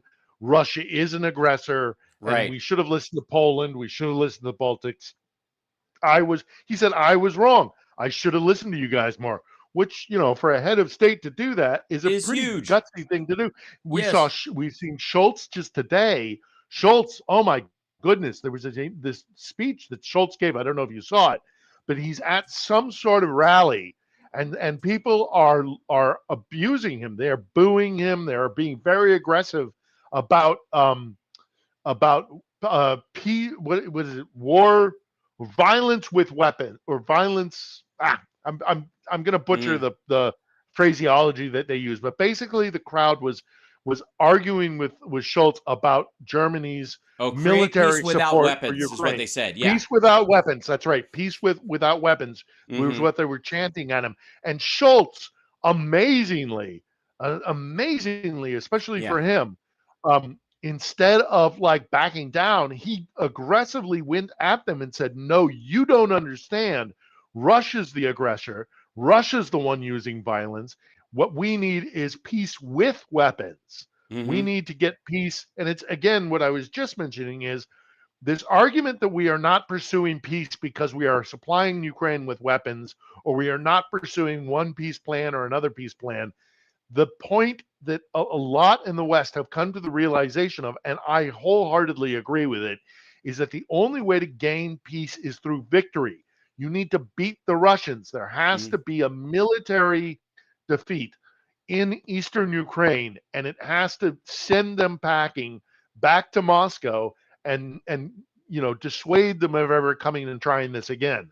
That's the best way to peace, as loathsome as it is to conduct war. What's the is it General Lee, who I loathe because he's a Confederate, but at least he had a good, I think if this is attributed to him, is, it's good that war should be, or maybe it was Eisenhower. It's good that war is as awful as it is, lest we learn to love it too much. Yes. And it is awful, and it is terrible. War is an awful, terrible thing, but there has to be victory, and otherwise they'll just keep coming back. So yes, I thought the Schultz thing was amazing. I thought Macron's thing was amazing. The Europeans are finally, it seems, I say finally, the Europeans are they're in solidarity with the exception of maybe Orban.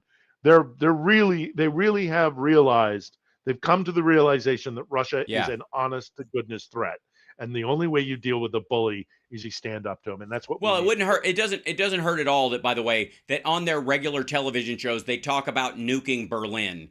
And if you're Olaf Scholz, and you've really got to take that seriously. Another country is talking flippantly. The state media, not some rando on the internet. State media is saying we should and could strike Berlin immediately. Just to remind everybody, this is it. We're at war with them anyway, so we should just go ahead with it. We've seen that a dozen times at least in the last 6 months. Yeah. So he said, by the way, the protesters got their shouted warmonger at him, which, by the way, was a word that was being road tested by troll centers all over the internet, and was trying to use it as a way of diminishing liberal and progressive support for the Ukrainian war. Because you call Republicans that, they just don't care most of the time. They're like, yeah, it sounds all butch. But when you call out liberals or progressives, they don't like that idea of being a warmonger. Nobody does. But it didn't work.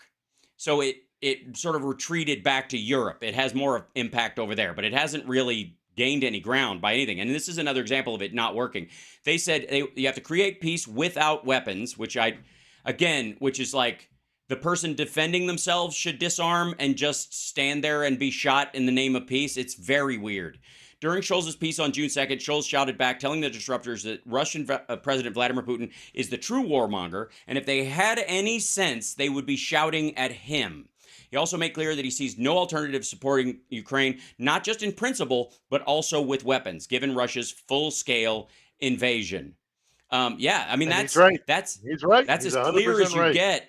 Right. We got to take a break. We're coming into our last break, our last segment of the show. We're going to take more of your questions. We'll be back right after this. Follow Philip on Twitter at Philip Ittner, 1L, 2Ts. And, of course, check out his vlog on YouTube.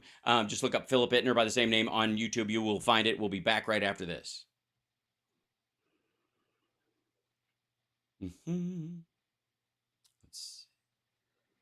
I'll be right back. Uh-oh. Oh, that was... He shut his camera off and everything. This is clearly he's going to leave the bathroom door open just to watch for progress.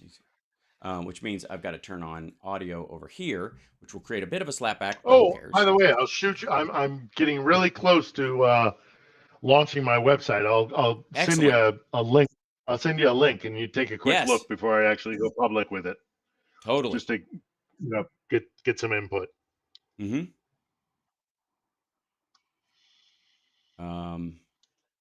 see. Da-da-da. Oh, I wonder if I'm the only one that can hear Chicago now. No, I can hear Chicago. I turned okay. their speaker back on, I think, so we should be all right. Test. Can you hear me? Yep. There you all are. right. Hi, guys. Thank you.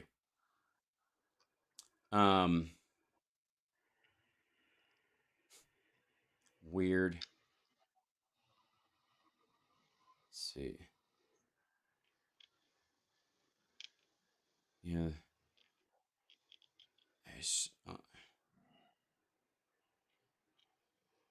We're back in 20. Excellent. Thank you. Got it. Ethnic Serbs gather in North Kosovo as West pushes diplomatic solution to crisis. Yeah, that sounds like we're imperialist. Yeah, warmongers. That's what we want to do. I wonder how much of that is actually a knock-on effect from what's going on here. I am happy, you are happy. Let us be happy together. Whether the weather is cloudy or sunny, I will always be your funny honey bunny. I am lucky, you are lucky. Let us get lucky together. Whether the weather is cloudy or breezy, I'll be there to say, hey, come on, let's take it easy. Because isn't it nice to have the friends that you do? And isn't it nice that the sky is so blue? And isn't it nice to say I love you? Chugga chugga choo choo woo woo. I am smiling, you are smiling. Let us smile together. Whether the weather is cloudy or stormy, I will still be there in the morning. I'll be right by your side in the morning. I'll make you breakfast in the morning. I hope that you like cereal. Yay! No, she's crazy. She is totally nuts. So welcome back to the show. Johnny Million is I think on cat duty right now. So chat room, I will further some questions. Oh, he's back. Hey, Never there mind. he is. We can speak freely again. Johnny, hello. How are you? Hello. Are we back on? Oh yeah, we're back We on. are. Did everything? Yeah. Is it? Did everything come out in the end? It sure did. Right. Excellent. I worry sometimes. I don't. When I call for backup, I don't want you to get backed up. There's one of the things. Yeah.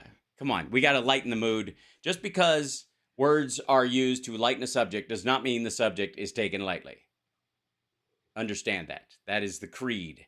There's an article in the Washington Post, and we'll get to, by the way, jobs numbers, passing of the debt ceiling, Marjorie Taylor Greene being mad. Those are my three big happy endings this week. Watching just how, Biden's going to sign it today. It's done. And as, by the way, as I said it would be, like all this wailing and gnashing of teeth and, this is the time and it's totally, our whole American politics is destroyed, the maniacs and Nazis or whatever. And then I'm like, they're going to pass it. Simmer down. And everybody's like, no, the destruction, the death, and the terror, and the torment. And I'm like, no, they'll pass it. Sit down, please. Sit down, have some juice. Sit in the corner, sit near the air conditioner, cool yourself off. You're gonna be okay. Get your paper bag. You can get your paper. Breathe into the paper bag for a little while. Yeah. So, just please. But one of the things I wanted to say is, I guess qualifies as like a happy ending a bit, and it's a touchy one to sort of bring up is the Washington Post has this article, and I don't know if you saw it. It came out like 2 days ago. After we last spoke, Biden shows growing appetite to cross Putin's red lines. And it goes, despite warnings that arming Ukraine would start a world war, President Biden continues to push the Russian leader's limits, a strategy that brings risk and reward. Which, by the way, sounds like headlines I remember being written about Reagan during the Cold War. All the time. Like, for 8 years straight. But this was, this obviously is a fall-off article from us providing F-16s to Ukraine and support going forward. And it says, despite the Russian leader's apocalyptic warnings, the United States has gradually agreed to expand Ukraine's arsenal with Javelin, Stinger missiles, HIMARS, rocket launchers, advanced missile defense systems, drones, helicopters, M1 Abrams tanks, and soon, fourth-generation fighter jets. A key reason for brushing aside Putin's threat, U.S. officials say, is a dynamic that has held since the opening days of the war. Russia's president has not followed through on promises to punish the West for providing weapons to Ukraine. His bluffing has given U.S. and European leaders some confidence they can continue to do so without severe consequences. But to what extent remains one of the conflict's most dangerous uncertainties. And again, that's if you assume that he has a nuke button, that if he pushes it, he actually believes, A, they will work, and B, if they work, they will actually go to the target he wants them to and not land on him because they've been hacked and redirected because of malware the U.S. and others put in 1994. No, I mean, yeah. I'm obviously all for anything that is going to defeat the Russians, expel them from Ukrainian land, and push them back to 1991 borders. And that includes F-16s, and more realistically, in the immediate term, these ATACMS, ATACMS long-range missile systems, which can be fired from the HIMARS and can be fired from MLRS. Don't hold me to the exact specifications of what platform can fire the ATACMS, Right. but it is something they can that reach will Russia extend if they needed to. They could reach Russia, and they could fire beyond what the Russians can return fire. That's the important thing, and that would allow them to put pressure on Russian forces internally within Ukraine and drive them out. That's all that. The only thing that matters is pushing the Russians out of Ukrainian territory, getting back to 1991 borders, and then slamming down a absolute wall of defense and saying, you can never come here again, and we are going to defend this land. And then they can, the Russians can go nuts. They can jump up and down and scream bloody murder all they want. But once Ukrainian armed forces are controlling territory that is legally theirs under international charter, then this doesn't stop. And if that means F-16s, if that means longer range, attack artillery, yep, all for it. And more Abrams, yep, sure, let's go. Right. Just we need to push the Russians off Ukrainian land and dissuade them of ever coming back. And whatever it takes, that's what we need to do. When they talked about this is as far as this guy Maxim Sumarukov, who's a Russian expert at the Carnegie Endowment for International Peace. He said, Russia has devalued its red line so many times by saying certain things would be unacceptable and then doing nothing when they happen. The problem is that we don't know how the actual red lines. It's in one person's head, and it can change from one day to the next. Now, I don't think it has. I think he's already sort of settled into the art of the possible in his situation and is hoping it still scares people off. But when they decided what new weapons to provide to Ukraine, they focused on 4 key factors, officials said.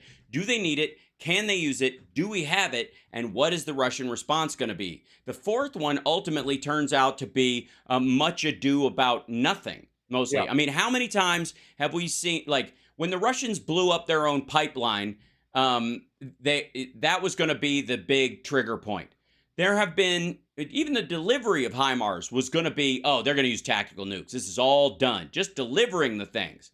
Oh, the drone strikes inside Russia. That's a direct assault on Russian homeland. They're going to now, set loose the dogs of war. This is it, and nothing upon nothing upon nothing. So the question ends up being is that, do they know if they cross that line, whatever their big line is themselves, there's no coming back ever. Even if we move back to pre-2014 borders, what do you do after that point? Nobody's going to want to be in business with you. Nobody's going to want to take your tourists. Nobody's going to want to do cultural or technological or educational or political exchanges with you because everything is a Trojan horse. Well, and also in addition to that, there's an idea that if we give X, Y, or Z, or if we in the West do X, Y, or Z, that we will cross a red line with Russia, and Russia will escalate to what? I mean, larger scale war than they're already doing, using non-conventional weapons like some sort of nuclear strike. That would be awful.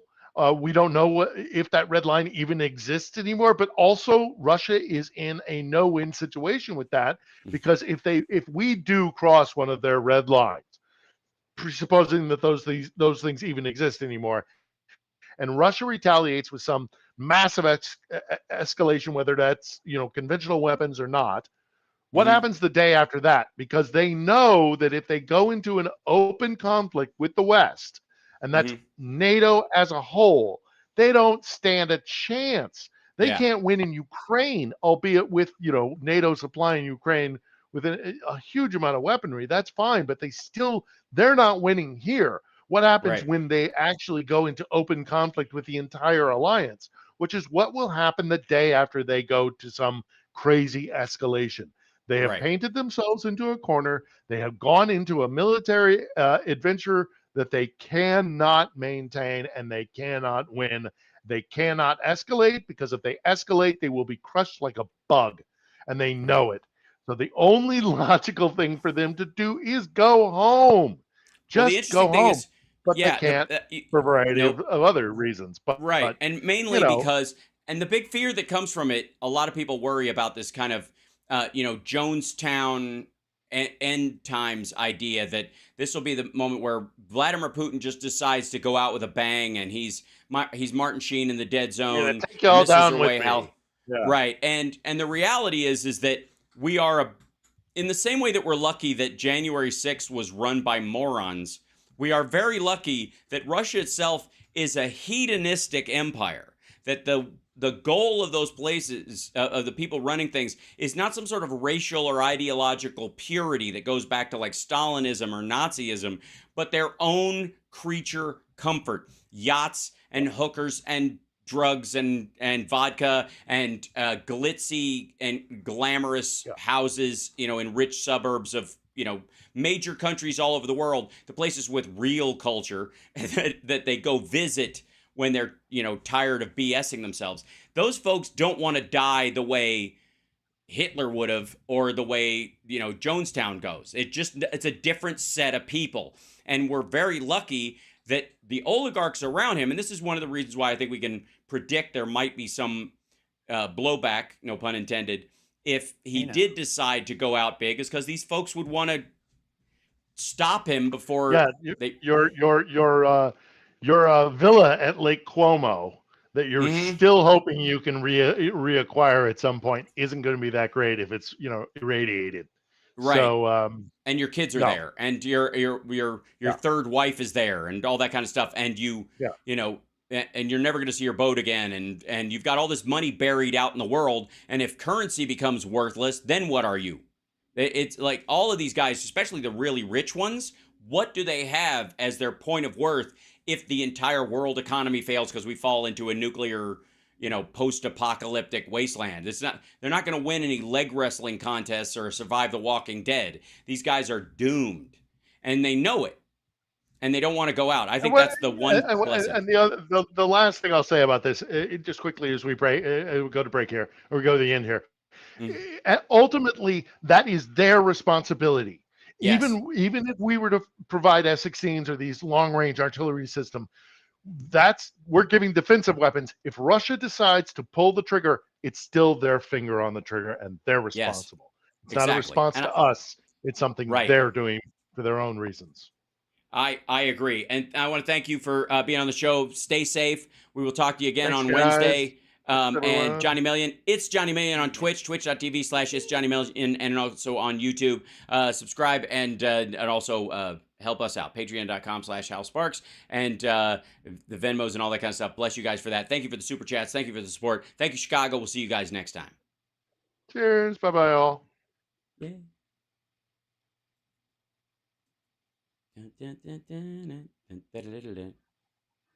Oh, good Lord.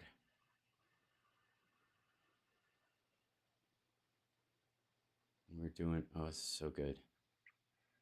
The Mark Kramer? Yeah. I didn't see that. What happened? Oh, we okay. Bye, Chicago. Thank you, Chicago. Anyways, thanks, guys. I got to run off because I got a kid with a tummy ache. Got some Camden. So, yeah, I do. So, anyways, much love to you guys, and of course, guys.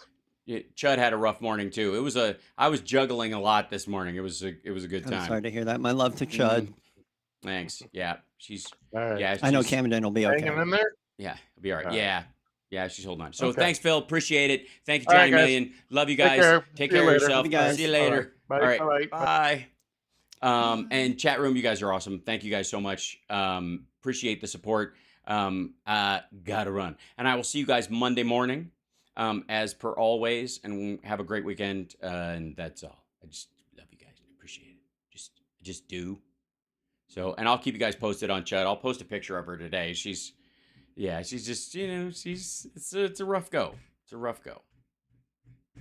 I wish it wasn't. I've spent a lot of time laying on the floor with her next to the water dish that they have, because she leans her head on it like she's a drunk after a bender.